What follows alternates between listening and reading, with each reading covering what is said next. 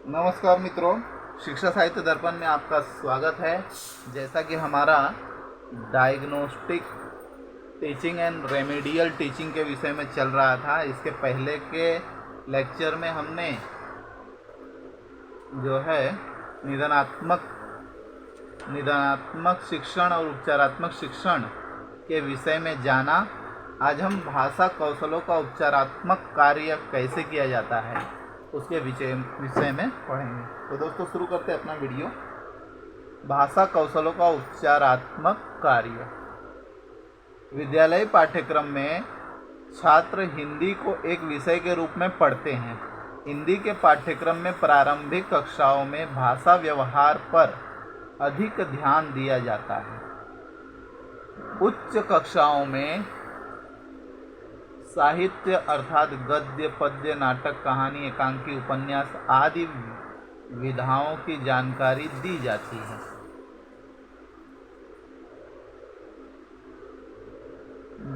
है।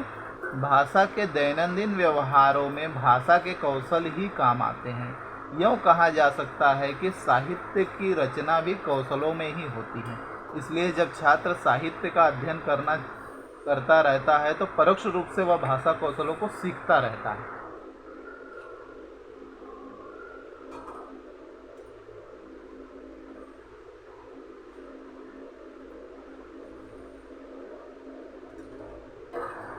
अतः हम कह सकते हैं कि भाषा अध्यापन का अर्थ है कि छात्रों के चारों कौशलों के अध्यापन की ओर विशेष ध्यान देना। भाषा के चार कौशल: श्रवण कौशल, कथन कौशल, पठन कौशल, लेखन कौशल। श्रवण कौशल के विषय में देखते हैं कि श्रवण अर्थात सुनना। इसका स्वरूप ध्वन्यात्मक है। मुख्य शरीरांग कान है। वक्ता की बात को कान द्वारा ग्रहण करके अर्थ या आशय को समझा जाता है। इस प्रक्रिया में कई कारणों से छात्रों में श्रवण बोधन की निम्नलिखित दोषों की संभावना पाई जाती है। क्या हो सकते हैं दोष? वक्ता की बात की ध्वनि अवस्था को ठीक न समझ पाना, विभिन्न ध्वनियों में भेद न कर पाना, बलाघात अर्थात वक्ता सामान्य कथन कर रहा है, प्रश्न पूछ रहा है अथवा आश्चर्य प्रकट कर रहा है, इस बात को न समझ पाना, किस प्रसंग में वक्ता किस शब्द का प्रयोग कर रहा है, इस बात को न समझकर अर्थ का अनर्थ करना। छात्रों को कक्षा में पढ़ाने, प्रश्न पूछने या बातचीत करने के प्रसंग में उनकी श्रवण संबंधी त्रुटियां यदा कदा देखी जा सकती है।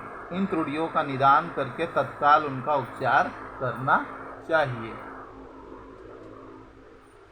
उदाहरण: निदान: व और ब ध्वनियों को सुनकर दोनों में अंतर न कर पाना, जैसे वन, वाणी, वापस, बनना, बात, बाबू इत्यादि। उपचार क्या है? व ध्वनि वाले कुछ शब्द सुनाना। उपचार: ब ध्वनि वाले ये शब्द सुनाना। शिक्षार्थी इन शब्दों को सुनेगा और व और ब ध्वनियों में अंतर करने का प्रयास करेगा। परीक्षण: सुधार का अनुमान लगाने के लिए उदाहरणों द्वारा शिक्षक इन ध्वनियों को पहचानने का आदेश देगा। शिक्षक क्या करेगा? सुनिए और किन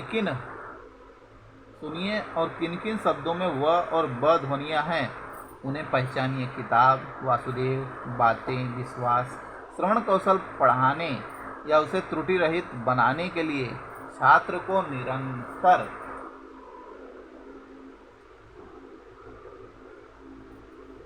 मानक उच्चारण सुनना अनिवार्य है। इसके लिए शैक्षणिक उद्देश्य से बनाए गए श्रव्य माध्यम, टेप आदि का भाषा प्रयोगशाला में या शिक्षक के माध्यम से प्रयोग कर ध्वनि विभेदीकरण का अभ्यास कराया जाना चाहिए। रेडियो, टेलीविज़न से निरंतर भाषा सुनना भी इस कार्य में सहायक हो सकता है। कथन कौशल, मौखिक अभिव्यक्ति कौशल। कथन कौशल को भाषण कौशल भी कहा जाता है। भाषण अर्थात बोलना एक उत्पादक कौशल है। इसका स्वरूप ध्वन्यात्मक है। ध्वनि के उत्पादन में वाकेंद्रियाँ, जिह्वा, कंठ, ओष्ठ आदि सम्मिलित हैं। भाषण कौशल मौखिक अभिव्यक्ति है। वार्तालाप, व्याख्यान, प्रवचन, आदेश, निर्देश आदि इसके रूप हैं। मौखिक अभिव्यक्ति विचारों के आदान प्रदान का प्रमुख माध्यम है। कई कारणों से भाषा कौशलों में संभाव्य त्रुटियां इस प्रकार की हो सकती हैं। कैसे? उचित स्थान पर विराम न देना, व्याकरण के नियमों का उल्लंघन, शब्दों का गलत प्रसंग में प्रयोग, यथास्थान बलाघात का न होना, ध्वनियों शब्दों का गलत उच्चारण आदि। छात्रों के साथ निरंतर रहने वाले शिक्षक उनके मौखिक भाषा व्यवहारों का निरीक्षण कर उपर्युक्त त्रुटियां देख सकते हैं। उदाहरण: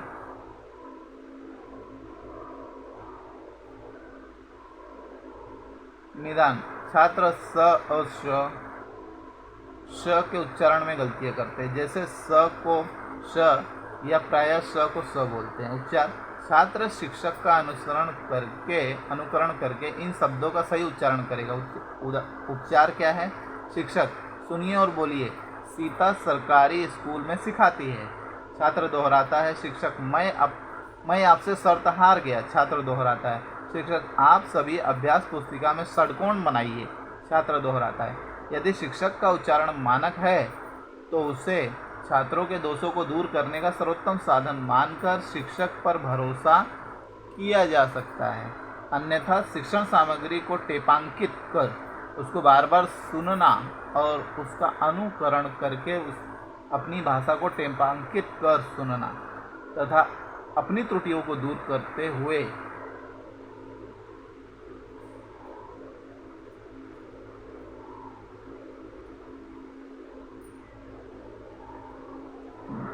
बार बार इस प्रकार का अभ्यास कर अपनी मौखिक अभिव्यक्ति को सुधारा जा सकता है। भाषा प्रयोगशाला के माध्यम से उच्चारण दोषों को व्यवस्थित और मनोवैज्ञानिक विधि से दूर कराया जा सकता है।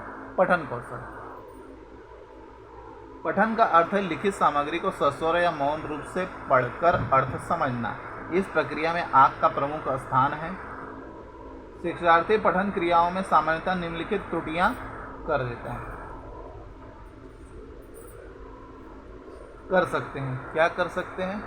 नेत्रों का उचित संचालन न करना, अशुद्ध उच्चारण के साथ पढ़ना, रुक रुक कर पढ़ना, विराम चिन्हों का ध्यान न रखना, कथ्य या संदेशों को ठीक प्रकार से न समझ पाना, भावानुरूप उतार चढ़ाव अनुतान के साथ न पढ़ पाना आदि। पठन में उपर्युक्त कमियां सस्वर वाचन में पाई जाती है। इसका निदान और उपचार करना सरल है। मौन पठन के दोषों का निदान करना कठिन काम है। मौन पठन में संभावित त्रुटियां इस प्रकार हो सकती हैं। मौन पठन में भी त्रुटियां हैं। दृष्टि दोष या अभ्यास की कमी के कारण धीरे धीरे पढ़ना अर्थात उचित गति का अभाव, पाठ्य सामग्री के मुख्य विचारों को न समझ पाना, मुख्य या कठिन शब्दों के पकड़ न पाना, पर्यायवाची विलोम शब्दों को न बता पाना और प्रश्नों के उत्तर न दे पाना। निदान क्या है? निदान देख लेते हैं। क्यों क्यों, स्नान अस्नान, राजेंद्र रजिंदर, स्थान अस्थान, प्रेम प्रेम, स्कूल स्कूल, स्थिति स्थिति, श्लोक श्लोक, प्राप्त पराप्त। ये सही और गलत बताए गए। उपचार कैसे होगा? उपर्युक्त उदाहरण में उच्चारण संबंधित त्रुटियां हैं। इसके सुधार के लिए उसी प्रकार के अभ्यास कराए जाएंगे जिस प्रकार पीछे भाषण कौशल के संदर्भ में कराए गए। ओवरहेड प्रोजेक्टर द्वारा पारदर्शियों पर लिखित सामग्री का उपयोग किया जा सकता है। श्यामपट लेखन भी उपयोगी और सस्ता होता है।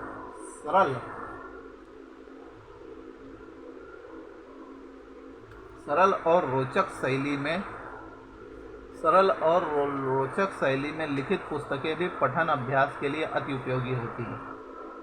लेखन कौशल: मौखिक ध्वन्यात्मक भाषा का लिपिबद्ध करना लेखन कौशल है। लेखन भी उत्पादक कौशल माना जाता है।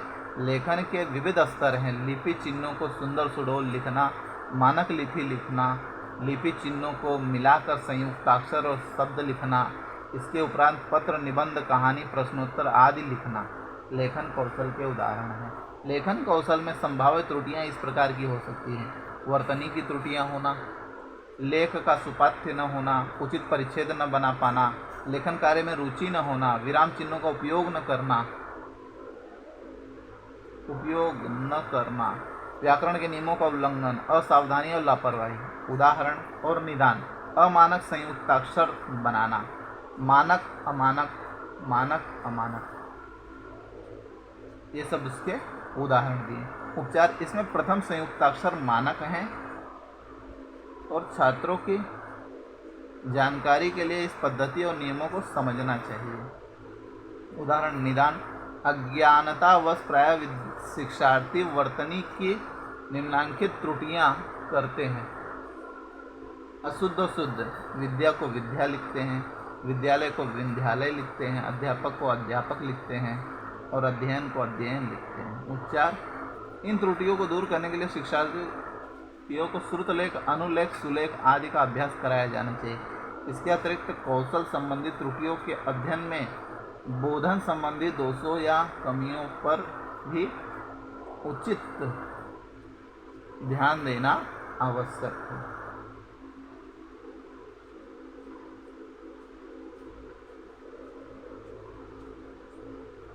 ध्यान देना आवश्यक है। बोधन मोटे रूप से 4 स्तरों पर होता है: शब्द स्तर, वाक्य स्तर, अनुच्छेद स्तर, संपूर्ण पाठ स्तर। इन स्तरों पर शिक्षार्थियों की शैक्षणिक योग्यता के अनुसार परीक्षण किए जाते हैं। अर्थ ग्रहण भी 4 स्तरों पर होता है। सूचनात्मक, किसी भी गद्यांश या पद्यांश पर पूछे गए कौन, क्या, कहाँ, किसे, किससे, कहाँ से आदि से प्रारंभ होने वाले प्रश्न अर्थ ग्रहण में सहायक होते हैं। अवबोधात्मक, क्यों, कैसे आदि प्रश्न अवबोध स्तर का परीक्षण करते हैं। आलोचनात्मक, ऐसा क्यों नहीं, ऐसा क्यों आदि प्रश्न इस स्तर पर पूछे जाते हैं। सृजनात्मक, यदि वह ऐसा करता तो क्या होता, यदि तुम वहाँ होते तो क्या करते आदि प्रश्न सृजनात्मक स्तर पर अर्थ ग्रहण में सहायक होते हैं। मंद बुद्धि, खराब परिवेश, शिक्षण के अभाव या उनके अवैज्ञानिक होने के कारण, अस्वस्थता के कारण छात्रों के अधिगम में त्रुटियां होती हैं। इन त्रुटियों को दूर करने के लिए शिक्षण की व्यवस्था विद्यालयों में होनी चाहिए एवं समय समय पर शिक्षकों को इस प्रक्रिया का प्रशिक्षण मिलते रहना चाहिए। मतलब टीचर्स को भी इसके विषय में ट्रेनिंग मिलती रहनी चाहिए। तो दोस्तों, आज के वीडियो में हमने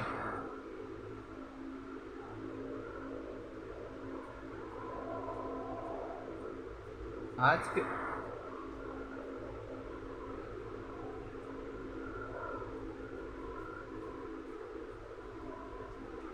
के वीडियो में हमने भाषा कौशलों का उपचारात्मक कार्य के विषय में विस्तार पूर्वक पढ़ा, जिसमें हमने श्रवण कौशल, कथन कौशल, पठन कौशल और लेखन कौशल, जो भाषा के कौशल, जो 4 कौशल होते हैं, उनके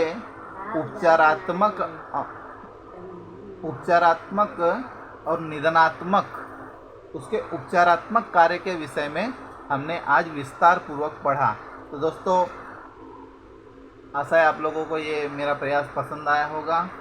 जो मेरे वीडियो को देख रहे हैं कृपया लाइक करें, शेयर करें, सब्सक्राइब करें। मिलते हैं दोस्तों अगले वीडियो में किसी नए विषय के साथ। तब तक के लिए नमस्कार, धन्यवाद, अपना ख्याल रखें।